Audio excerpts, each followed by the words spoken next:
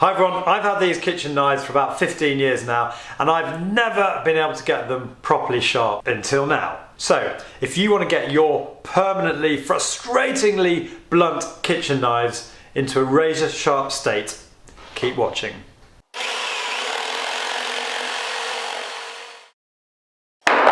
Now, I thought I'd make this video today because I'm constantly amazed that in spite of the fact that we've all got knives, there seems to be no obvious go-to solution for getting a really sharp finish on them. Over the years, I've struggled away with knife sharpeners like this. I've tried sharpening steels.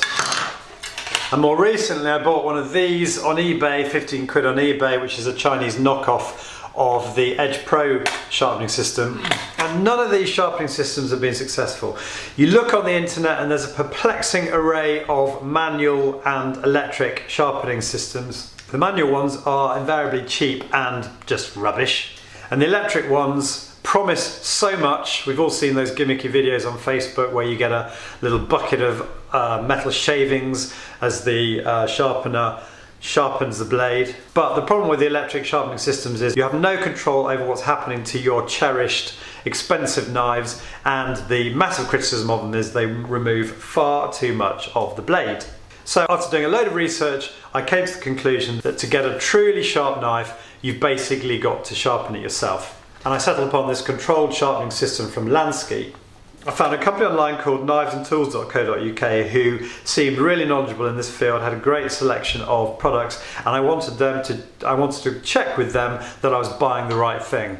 Now, if you were thinking, oh, I don't want to use one of these controlled sharpening systems, it's for the pros only, too much hassle, I'll never get the right finish, don't click away just yet, because this is the first time I've ever used this system, and you've seen from the start of this video just how ridiculously sharp I got that knife. So bear with me. Yes, it's not as convenient as an electric system that you just pull your knife through, but with something like this, you get so much more control and you'll end up with a far sharper knife than you'd ever get from one of these manual or electric sharpening systems. So there's a few things I really liked about this Lansky kit when it arrived. I like the fact that it comes in its own case, which is easy just to stow it in the drawer when you've finished using it. I like the fact that it comes with a full set of instructions on how to sharpen your knives, which is something that the Ruxin Pro that I bought on eBay didn't. Now, you do see people on the internet sometimes just holding these things in their hands and sharpening knives with them. I wouldn't recommend that. To use a kit, you really need one of these two mounts. Now, I bought both of these mounts because I wanted to find out for you guys which one I thought was the best. So you've got this universal mount here. So the idea is you assemble the mount like that, and then you place your knife sharpener onto the mount, and then you've got one of two options. You can either screw it down to a bit of wood, but for me I think that option is most appropriate if you're going to use the mount in a workshop where you're screwing it down to a counter, because you don't really want to be carting around the mount on a piece of wood in and out of your kitchen. You want to try and make this job as easy as possible. The other option is you could get a clamp like these Axminster Clamps. I bought these clamps the other day and I'm quickly falling in love with them because there's so many uses for them. So you could clamp your mount down like that and then that's ready to go. But to my mind, if you're going to go to all that effort, you might as well dispense with this mount and buy this one, the Super C-clamp mount. Now, the great thing about this mount, it's got two fixing points, so you can mount your knife sharpener on a horizontal surface like this, or on a vertical surface like that. But if you're sharpening your knives in your kitchen, you're most likely to be wanting to clamp them to a worktop or something like that. So I think this is by far the best of the two. The downside is it doesn't fit in the case like the other mount, but it's only small, so I don't think that's a real issue. I'm just going to put a little bit of insulating tape underneath the mount just to protect the work surface. Doesn't really matter to me because this is granite, but in your case, if you've got wood or corian or something, you don't want to scratch it.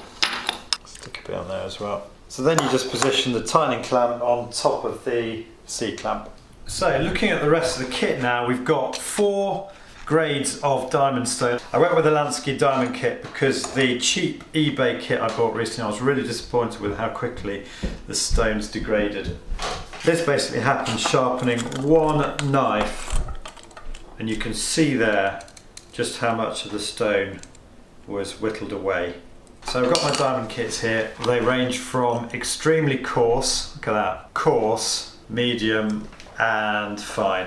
There's two things I really like about this kit. Whereas the cheap kit I bought on eBay had the grade of the stones written on the stone itself, which was ridiculous because obviously when you start sharpening your knife, the writing came off. With these stones, it's actually obviously written on the back, which is a nice touch. The other thing I like is that to clean these stones, because they're diamond stones, you can simply clean them with some soapy water and an old toothbrush. Bizarrely, they give you a bottle of honing oil, which is completely irrelevant to this kit, so I don't really understand what that's doing there. So let's get started. So I'm going to take one of the guide rods out of the case, unscrew the wing screw on the hone itself, and then simply slot the guide rod into the hone and then tighten up the screw. Now I've got to do this on the other three.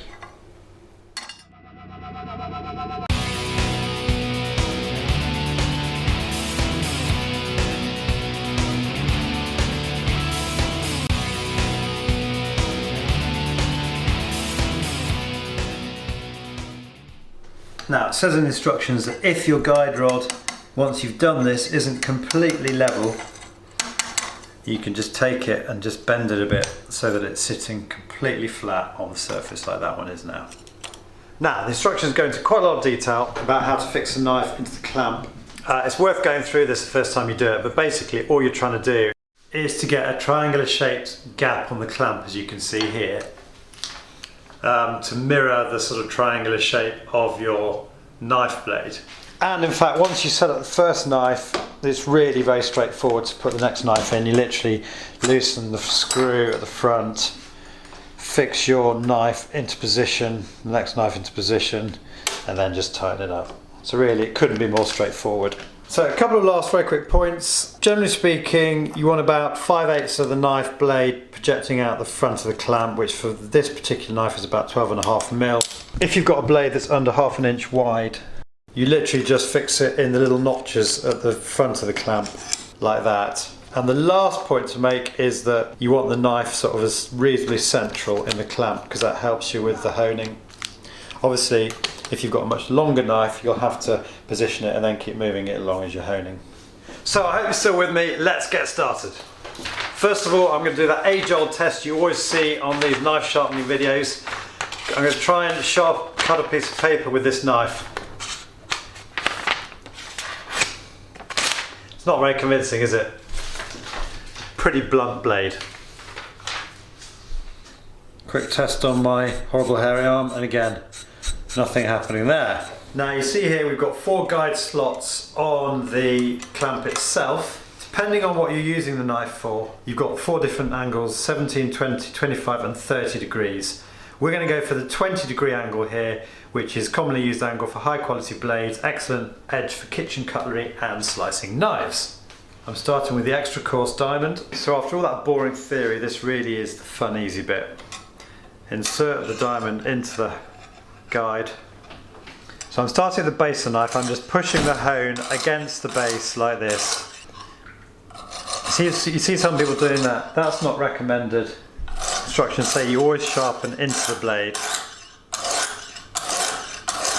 working in a sort of 2-inch sections. Really see what this is doing to the blade already.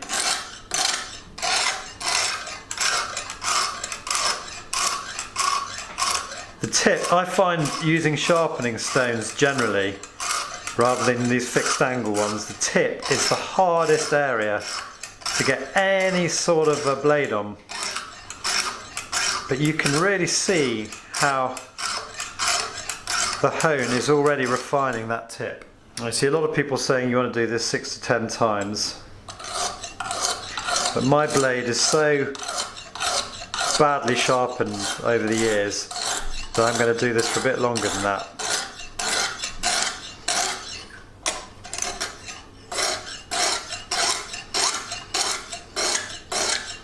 concentrate on redefining the angle of this knife that's been so badly sharpened for so long. Now you're going to see the next great feature of this clamp. Whereas with my old knife sharpener, if I wanted to sharpen the other side of the knife, I then had to take it out of the clamp, turn it over and tighten the whole thing back up again, which was a massive pain. All I have to do with this is literally turn it over and put it back on the clamp again. Back into the guide, and then off we go again.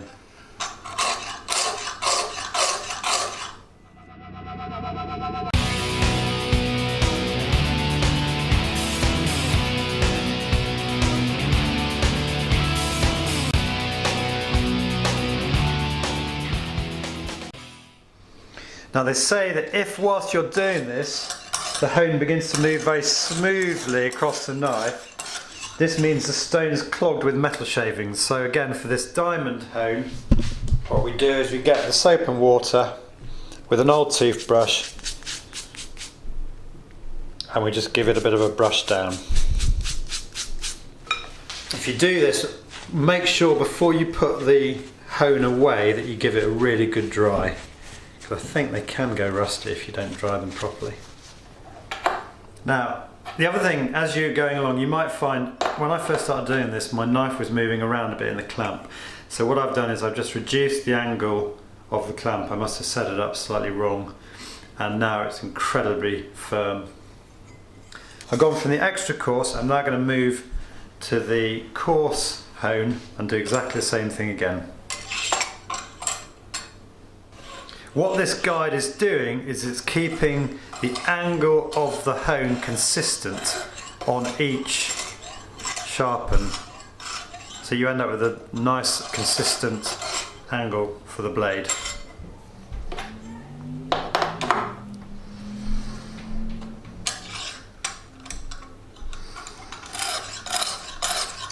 Now I've got to tell you guys, I'm no pro expert knife sharpener.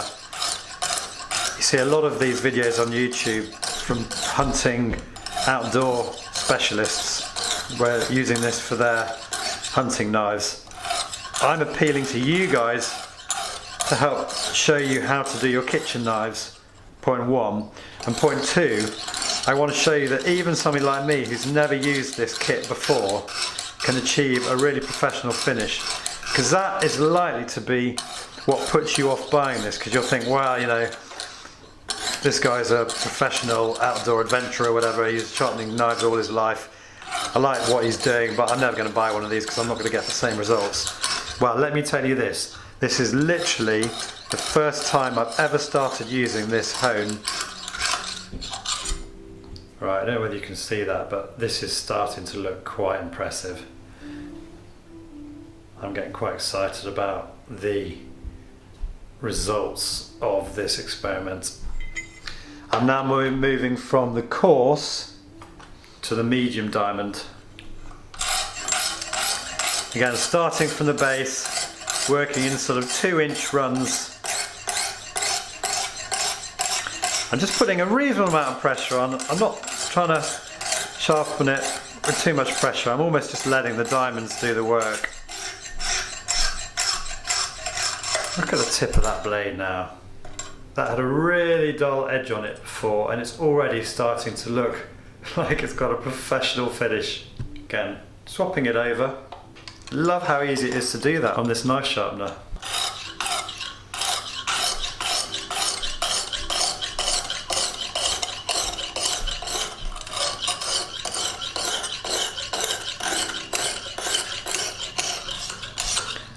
It says you should always work from the base forward. I find when you get to the tip, it's actually quite difficult to move it that way, which is probably what you're meant to do. So every now and again you've got to break the rules, haven't you? So I'm just going the opposite way on the tip there.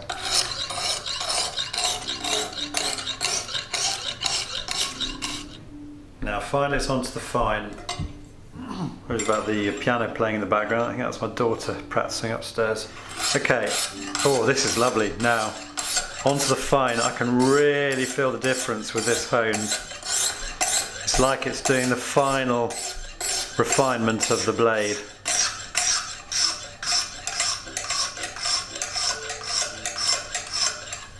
Once your knives are properly honed the first time out using this, you see a lot of people on the internet suggesting you just do this 6 to 10 times on each side. So yeah, don't forget, this might look quite convoluted and long-winded what I'm doing today, but once you've done this on all your knives once, next time you just need to go 1, 2, 3, 4, 5, 6, 1, 2, 3, 4, 5, 6, and then you'll be able to just turn it over and do the same thing on the back. So it's probably only going to take you 15-20 minutes to do your entire collection of knives.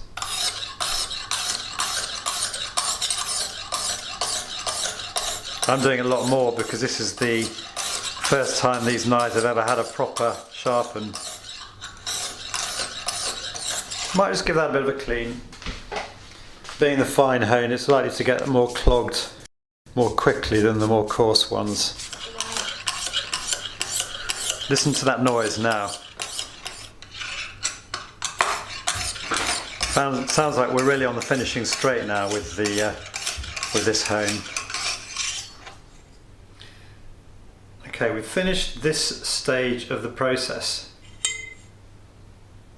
You can see there the new blade, 20-degree angle blade that we've created.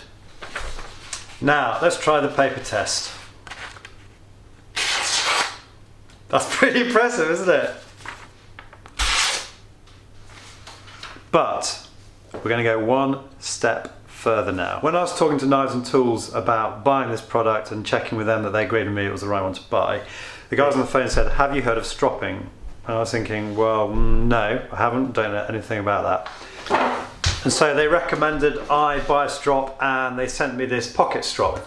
These strops have leather on the front and the back, and if you want to get a really, really sharp finish to your knife, when you finish sharpening, as I've just done, even though you can't really feel them, there will be microscopic burrs left on the knife edge. And what these leather strops do is they remove or align those burrs. Now, you don't just use the leather on its own. You apply either a stropping compound. Again, I bought two here from Knives and Tools. I've got the fine one here and the coarse. Or you can get diamond spray compound in a bottle. Most of the enthusiasts out there use the diamond spray, but whereas that's sort of £49 for a little spray bottle, these stropping compounds are only £6 a pack. So as I'm a bit of an amateur at this, I thought I'd start with these, given the price difference, and see how we get on. So what you have to do is you have to coat your strop with the compound. Now, I thought this is great. This is called a pocket strop. It's good if you're sort of traveling, if you're out and about in the outback, in the wild, and you want something in your backpack just to increase the sharpness of your blades if they get blunt while you're working. But for us guys in kitchens, I wanted something that was a bit bigger than this. So yesterday I set about making my own paddle strop. Now you can see here on the video how I set about making this paddle strop. They're about 43 to 50 pounds on the internet, so it's quite a pricey piece of kit, which is basically the reason I decided to make my own out of a piece of 3x1 timber, which is dead easy to do. You don't have to put this shaped handle on like I did. You can just literally get a plank of wood and put a piece of leather on. Some people even use their old belts, their old leather belts for this. But I've got a great friend from my day job who runs a company making bespoke furniture in leather, cowhide, wood and metal. He does stair rails, and he's also featured on George Clark's Amazing Spaces for a ridiculously amazing tuk-tuk that he converted into a motorhome.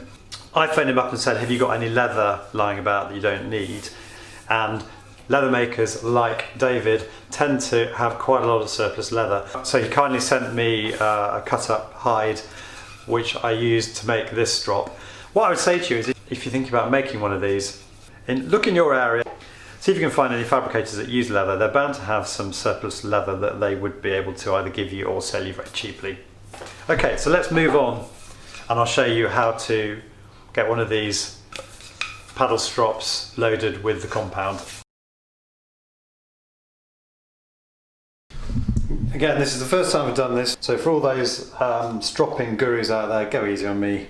So anyway, they recommend you warm the leather and the stropping compound before you apply it to the strop. I've got an air gun here that I use for paint stripping, but a hairdryer would do exactly the same job.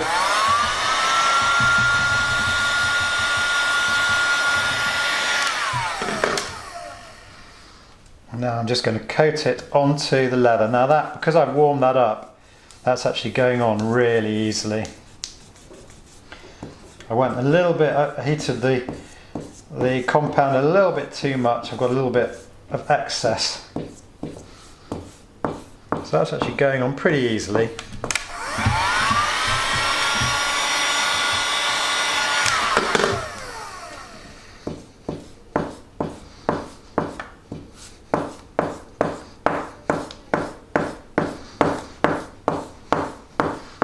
Just want to put a nice fine even layer of the compound onto the leather strop.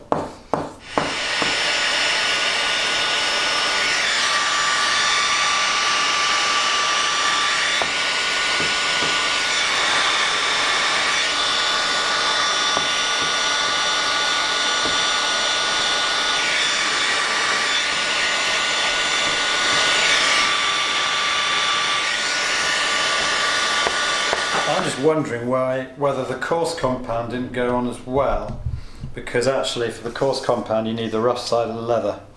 I'm just going to try that now.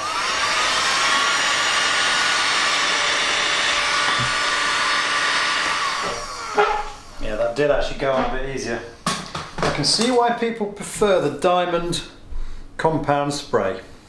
So anyway, now I've got my paddle strop with the fine and the coarse. And I'm just going to take my knife, trying to keep the same angle as I was adopting before, and I'm just very lightly stroking the knife across the strop.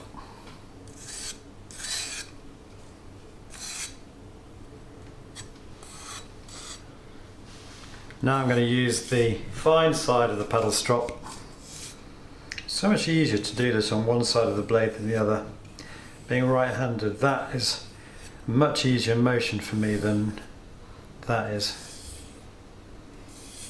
I always want to be doing that left-handed. Yeah, that works better.